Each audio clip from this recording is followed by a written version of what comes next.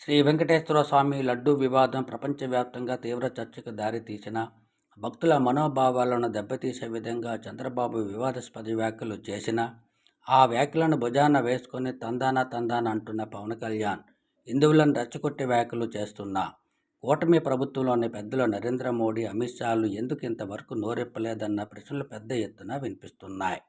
లడ్డూ వివాదం బయటకు వచ్చి సుమారు వారం రోజులు కావస్తున్నా కనీస స్పందన లేకపోవడం వల్ల పలు అనుమానాలకు తావిస్తుంది. అంతేకాకుండా ఈ అంశం హైకోర్టు, సుప్రీంకోర్టుల వరకు వెళ్ళినా కూడా నరేంద్ర మోడీ స్పందించి సమగ్రమైన విచారణకు ఎందుకు ఆదేశించలేదు? బహుశా చంద్రబాబు చేసిన వ్యాఖ్యలు తప్పుగా భావించి విచారణ జరిపిస్తే చంద్రబాబు ఇరుక్కుంటారని భావిస్తున్నారేమో. అందుకే లడ్డూ వివాదంపై సైలెంట్గా ఉన్నారనే సందేహాలు కూడా భక్తుల్లో వ్యక్తమవుతున్నాయి.